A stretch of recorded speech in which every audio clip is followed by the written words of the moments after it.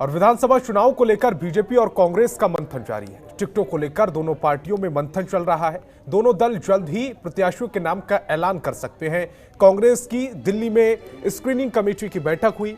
BJP में भी प्रत्याशियों को लेकर बैठकों का दौर जारी है। दोनों दल जल्द ही प्रत्याशियों के नाम का ऐलान कर सकते हैं, क्योंकि विधानसभा चुनाव में बहुत ज्यादा वक्त रहा नहीं है। 14 फरवरी को मतदान होना है और उससे पहले अगर जनता अपने प्रत्याशी के बारे में जान ले, ये दोनों ही पार्टियों के लिए अच्छा है और प्रत्याशी के लिए भी अच्छा है कि वो उसके पास ज़्यादा वक्त होगा कैंपेन करने के लिए, जनता के मन में अपनी छवि बनाने के लिए। ऐसे में दोनों पार्टियां टिकट को लेकर इस समय मंथन कर रही हैं, चिंतन कर रही हैं। दोनों पार्टियों के जो बड़े नेता हैं वो इस पर मंथन कर रहे हैं। कांग्रेस की स्क्रीनिंग कमेटी की बैठक भी हुई है और इस बैठक में क्या फैसला लिया गया है, इस पर सबकी नजरें हैं।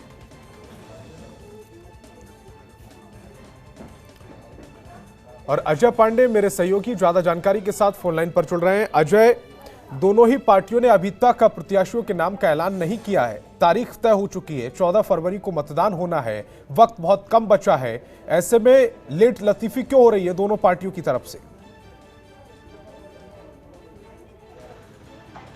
देखिए, सबसे बड़ी बात है और ऐसे में सभी दलों की ओर से ये कोशिश की जा रही है कि जो आपसी गुटबाजी है या नाराजगी का जो दौर रहेगा उसे कैसे दूर करें। कुल मिलाकर के दोनों दलों की ओर से प्रयास ये किए जा रहे हैं कि जो लोग संभावित दावेदार हैं, जो लोग इस समय अपनी दावेदारी जिन्होंने किया है, उन सारे दावेदारों को कैसे संतुष्ट किया जाए, क्योंकि टिकट उस क्षेत्र में एक ही व्यक्ति को दिया जाएगा और ऐसे में अगर नाराजगी का दौर चलेगा तो इससे पार्टी को भारी नुकसान उठाना पड़ सकता है। तो पार्टी को नुकसान न उठाना पड़े, उनको कैसे समझाया जाए, इस पर भी लगातार मंथन किया जा रहा है। और मैं आपको बताऊं कि कांग्रेस में कल स्क्रीनिंग कमेटी की बैठक हुई, आज भी बैठकों का दौर जारी रहेगा। और जो दो गुट बने हुए हैं इस समय, नेता प्रतिपक्ष प्रीतम सिंह एक अलग गुट का नेतृत्व कर रहे हैं और पूर्व मुख्यमंत्री हरीश रावत और प्रदेश अध्यक्ष गणेश कुदियाल अलग गुट का नेतृत्व कर रहे हैं। तो कुल मिलाकर के दोनों गुटों को साधने का प्रयास हाईकमान की ओर से किया जाएगा। दोनों गुटों को संतुष्ट करने का भी प्रयास किया जाएगा। कई ऐसे नाम हैं जिनको लेकर दोनों गुटों के नेता आपत्ति जता रहे हैं, कई ऐसे नाम हैं जिनको लेकर अपनी दावेदारी भी जता रहे हैं और ये बता रहे हैं कि फला व्यक्ति पार्टी के लिए लाभदायक साबित होगा।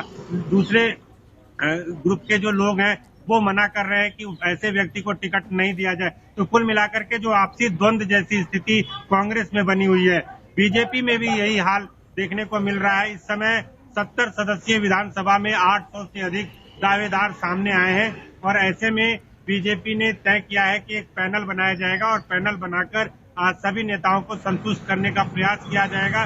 3-3 नामों को आगे भेजने की प्रक्रिया शुरू की जाएगी और इसके लिए कवायद जल्द शुरू होगी। कुल मिलाकर के नामांकन का समय नजदीक आने वाला है, चुनाव प्रचार के लिए काफी कम समय बचा हुआ है।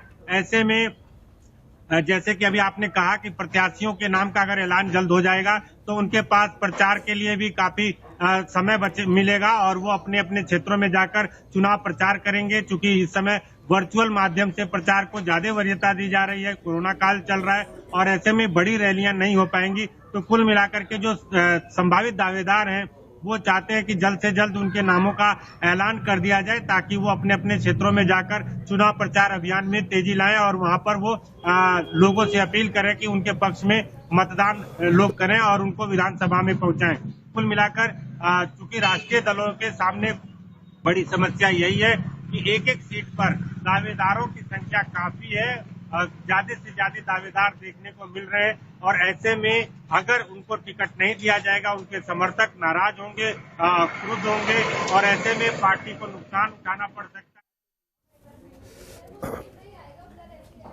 अजय, उत्तराखंड में दो स्थितियां बनी हुई हैं। एक तरफ कांग्रेस अपने प्रत्याशियों के नाम का ऐलान नहीं कर रही है, दूसरी तरफ बीजेपी भी अपने प्रत्याशियों के नाम का ऐलान नहीं कर रही है।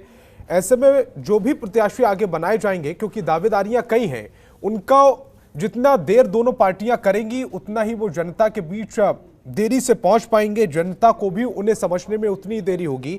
मैं आपसे ये समझना चाह रहा, अगर प्रत्याशियों के टिकट कटते हैं तो क्या दोनों पार्टियों में उत्तर प्रदेश की तरह कलह देखने को मिल सकती है, क्योंकि एक सीट पर कई कई प्रत्याशी इस समय मैदान में उतरने की होड़ में हैं। यहाँ बिल्कुल देखिए, सबसे बड़ी बात यह है कि दोनों दलों की ओर से एक बात पर भी निगाह लगाए गए हैं कि उस पार्टी से अगर कोई नाराज होता है तो क्या उसको हम अपने पार्टी में शामिल करके टिकट दे सकते हैं, इस पर भी मंथन चल रहा है। और ये देखा जा रहा है कि पहली लिस्ट जैसे ही जारी होगी, भारी तादाद में असंतुष्ट भी नजर आएंगे और वो दूसरे दलों की ओर रुख करेंगे। राष्ट्रीय पार्टियों में ये चीजें सामने देखने को मिलती रही हैं। हालांकि अन्य दलों की ओर से भी कई क्षेत्रीय दल हैं, छोटे दल हैं, वो भी ये चाहते हैं कि अगर इन दलों के नेताओं को वहां पर टिकट नहीं मिलता है, उनको वरीयता क्रम में नहीं रखा जाता है, तो ऐसे में अगर वो हमारे पार्टी में आते हैं तो उनका स्वागत है। और संभावित जो दावेदार हैं वो हर तरफ से अपनी जुगत लगा करके देख रहे हैं। टिकट अगर पार्टी में मिलता है तो अच्छी बात है, अगर नहीं मिलता है तो वो निर्दलीय चुनाव मैदान में सामने आ सकते हैं या क्षेत्रीय दलों की ओर रुख कर सकते हैं। कुल मिलाकर के जो उत्तर प्रदेश में इस समय भगदड़ जैसी स्थिति दिख रही है दलों में, उसी तरह की स्थिति उत्तराखंड में भी आने वाले समय में देखने को मिलेगी। इससे कोई लेकिन उसके लिए दोनों ही पार्टियों को जल्दी से जल्द अपने प्रत्याशियों के नाम का अजय ऐलान करना पड़ेगा, वरना स्थितियां और खराब हो सकती हैं। आप मेरे साथ बने रहिए, आगे भी आपसे अपडेट लेंगे।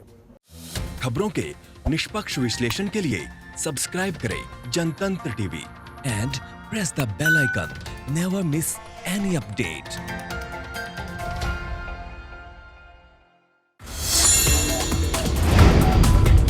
Download the Janatantra TV app, available on Google Play and App Store.